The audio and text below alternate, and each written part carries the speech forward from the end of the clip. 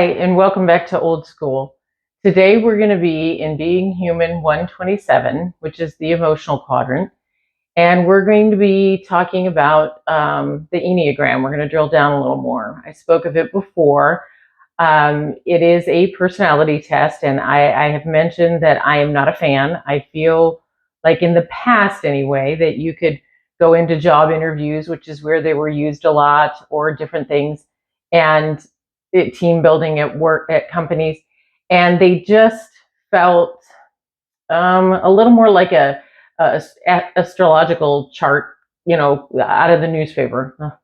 That dates me a little bit, but just that little, fortune cookie kind of a comment. And I'm not disparaging any particular personality test. I'm just saying some of the ones that I got put through when I went through different interviews, I felt like they were easily manipulatable because if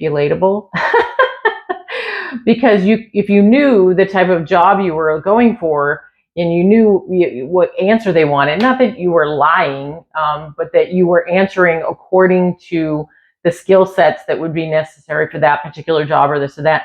And the way the questions were asked made it so you could do that. It wasn't difficult to kind of hope that you're helping along an outcome to be the right animal, the bear, the fox, the this and that and the other. I don't really know all the Myers-Briggs ones, but you know what I mean? You kind of knew. Well, I had been having people say for the longest time, you need to try this Enneagram. And I'm like, I'm not into personality tests, no thanks. And they said over and over, this is different. It comes from a different place, but they didn't really have a great explanation for why it was different. And then one day at our church, they were going to be interviewing a gentleman, Ian Morgan Cron. He did not invent the Enneagram, but he had it introduced to him. And he has, over the years, developed processes for a comprehensive kind of drill down and path to helping you utilize it for self-growth and development. And he is incredible. He has a podcast, and I follow him on social media. But this interview was so awesome to watch him talk about how being introduced to it transformed his life. I mean, he's like the biggest cheerleader, I think. If there are other people who are as big, really talking about it and out in the public square talking about it, I'm unaware of them. I'm not saying they don't exist. I'm just saying this was so impactful to him in his life that this is like become his life to help people in this regard. So he's interviewing with our senior pastor, and they offered the church, a discount. If you go to this website, he has a particular company that he has found has the right algorithm, breaks it down the way he feels the Enneagram is designed to be reported. And so I thought, all right, I'm going to do it. In the back of my mind, I'm thinking this is going to be one of those where you go in and in the first few questions, you understand what you need to say. The thing is I had no earthly clue what this was all about. Even while he sat there being interviewed, talking about the 9 types, I'm like, every one of those sound like something you'd like to be. The different types. Let me find the list. They sound fabulous. I mean, they have a little edge, some of them, but like strict perfectionist, considerate helper, competitive achiever, intense creative, quiet specialist, loyal skeptic, enthusiastic visionary, active controller, and adaptive peacemaker.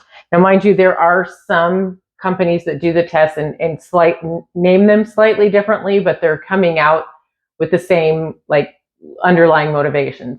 So anyway, I had no idea, how to, manipulate that. Not that I wanted to. I wanted to be, give this test a fair shot, go in, answer as best I could. And typically with these tests, you go in and you answer, you have to pick one of 4 answers, and they're all horrible.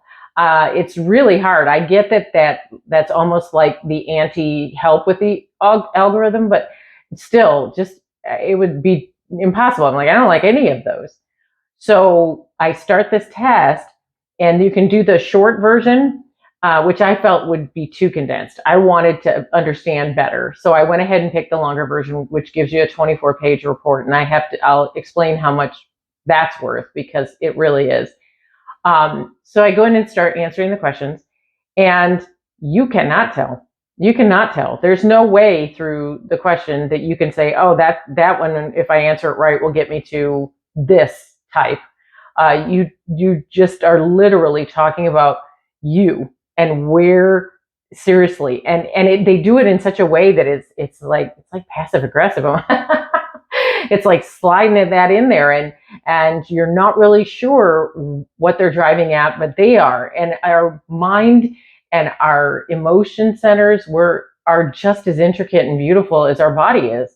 I mean, we have, for every one little process in our body, God created is so amazing that there's like 1,000 backup processes before anything bad happens to you. That's how crappy we have to treat ourselves before we get to illness or disease or death, because our body is going to just fight for us. Well, it's the same with our brain and our emotions. We have, the resources, but we're only using, how much of our brain are we using? They say 2%, which is frightening, but a little obvious in today's society. Good, let's all get in there and like get it back up to about 5% at least. Come on. But anyway, so I'm in there, first few questions in, and I don't see anything but just answering the questions. So I do. Now there are ones where you feel like, I'm not sure I like these. I like any of the answers as my choice, but it will say on there, even if it's only partially true, pick the one that's most partially true. And that sounds counterintuitive to trying to get to your type, but at the same token, once you're through with the test and you understand the breakdown of what they cover, you realize that the part that isn't necessarily true about you, but is paired with that, has to do with what's called your wing. I'm a 7. I'm an enthusiastic visionary. So my wings are the 6 and the 8. And while on the whole, they are not me 100%, there are wing attributes that would explain why when I chose that particular answer, that's why the algorithm said, this is where you are. So the main motivational place you operate from would then dictate the side, if you will, sidecar to how you're motivating as well. So this was really a fascinating experience for me. I'm kind of an academic. I love learning. I'd be a lifelong learner. I think I've said that on a previous video. So I like to drill down about anything I put in or on my body. Well, that was the same with this. I did look into some things, and then after listening to Mr. Cron talk about what he was, going through and how this all processes, made me have a better understanding. And then it just was exponential once I got the report and see how it is literally broken down. They go over initially, and I'm not going to go through the whole thing, but I will cover some more of this as we go throughout our time in this particular class, because I can see traces of how the Lord used exactly these types of processes with me when I was younger for some of the things I thought I was doing that were logical or, protective for me. But I'm an enthusiastic visionary, and I want to, here we go. This style stems from the motivational need to experience life fully and avoid pain. That's kind of the main motivational place that a 7 operates from. And who doesn't want to have a bunch of joy and avoid pain? I don't see anything wrong there.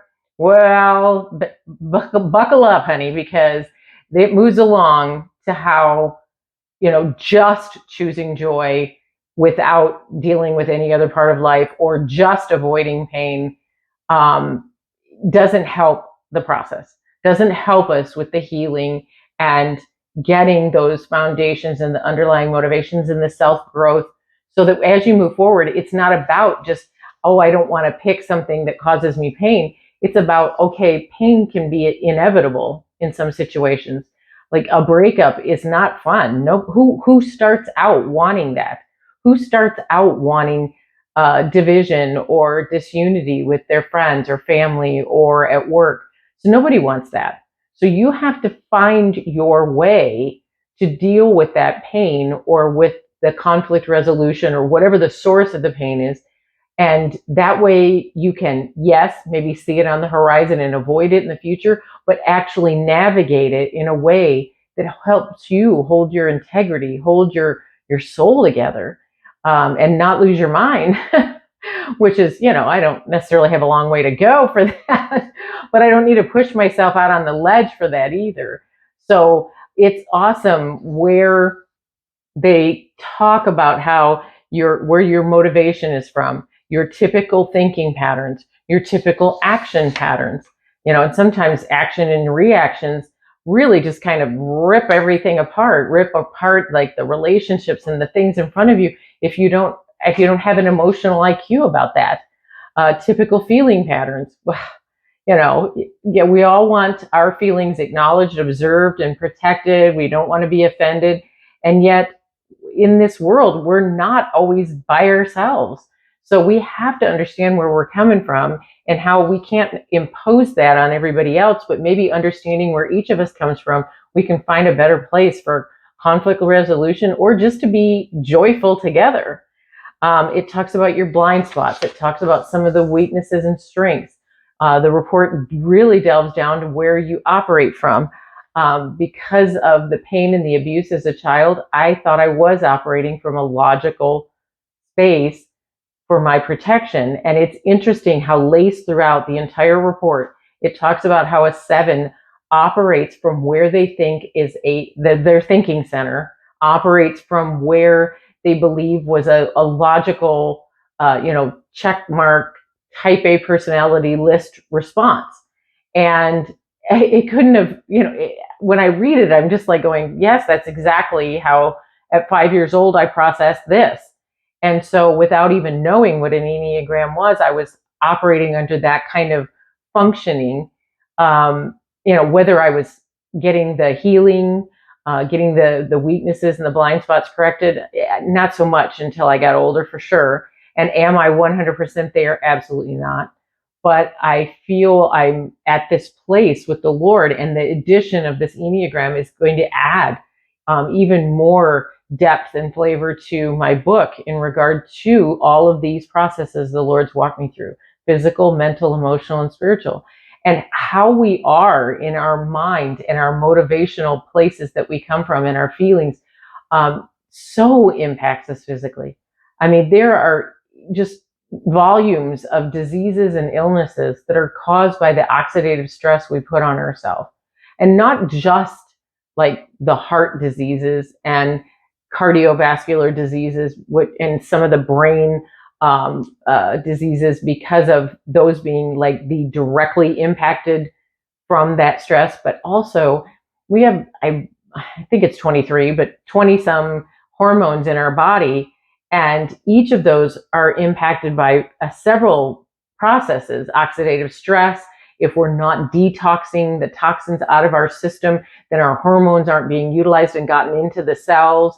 Our nutrients aren't being gotten into our cells if our gut biome is off, and it is thrown off by stress as well. So if we don't handle the anxieties, if we don't deal with the pains, if we don't walk those processes to go along with even the happy processes, then we are going to cause ourselves physical ill. And I'm currently walking through something that, most people who are talking to me are like, well, you couldn't have done anything to impact that. That's just something that's happening to you because of hormone levels or because of this or that. They thought I had uterine cancer and some other things with my ovaries. And, while it's benign at this point, where the surgery is this week, it is still something that if it was an imbalance of hormones that generated this, then I very well impacted that by the levels of anxiety coming through my divorce or some recent things I've had with some relationships. So we can really put ourselves in a bad position in any one of the quadrants by not addressing what we need to address. And I get that a lot of people, seems like common sense for like psychiatrists or counseling and things like that. But the reality is some of the groundwork, some of the work we can do just in a sweet time with our Lord is take a good look at ourselves. Take a good look at where these come from, because I think when we're the most honest is when we're by ourselves. Lord knows when I get up in the morning and look in the mirror, I have to be the most honest. That can't be real. So this is such a great way to get that ball rolling. If you require somebody to walk this process, if you require a professional, and there are professionals with the Enneagram reporting and how to walk those processes, but if you just require somebody else to help with that, that is not, there is no shame in that, and you should do that. But I think this is an awesome place when we are being a little fidgety and we are kind of being standoffish about admitting that maybe we do need a little bit more help, or we need one more little edge to get over. So I love the Enneagram. I love this test. I hate to even refer to it as solely a personality test as much as, it encompasses so much of our character, our integrity, our the motivations that we come from. So I just love it.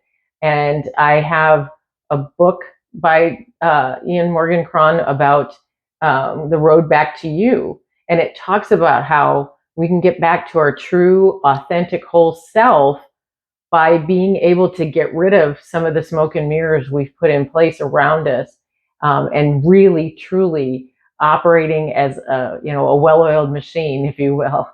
So if any of you would like to have the information about the company that he has the test through, about the test itself, engage in any conversations in that regard, I love that. And I love your engagement on the channel as it is for Old School. So if you like, subscribe, if you want to leave comments, if you'd like to ask for anything that I've talked about here, I'm more than willing to share, because that is what I feel my calling is for my book, is that I should comfort or show that comfort that I received so that others might be comforted and others might be able to reach that healed space, or that space of peace. So there are very many things that require some time and some believable behavior changes, but for the most part, being able to get a good handle on who we are, where we operate from, that would start to work out in concentric circles with all of your relationships and help you be able to have those interactions, develop relationships, let alone not just conflict resolution, which we all tend to kind of focus on, but just developing sweet relationships by understanding, hey, this friend operates this way. So while that's counterintuitive to me, I know that about them, and I'm just not going to either provoke or engage or whatever it might be in that way. I understand them now. And so this is awesome. And in this book that I have, as well as the test, you can understand some of the other types. So if you have a friend who comes up and says, I'm a 9, or I'm a 1, or I'm a this or that, it helps you have a little grip on, how you might come together. If you're dating, if friendship relationships, all of it. So if you would like any of this information, again, most of it will get put in the comments down below section so that you can get that information. But if you want something additional that I mentioned and I happen to not have it there, by all means, please reach out, because I love that, and that is what I'm here for. So thank you for coming to class today. Again, like, subscribe, and hope you're going to have a great week. And we'll see you here next time at Old School, probably in the physical quadrant. So thank you for coming to class, and class dismissed.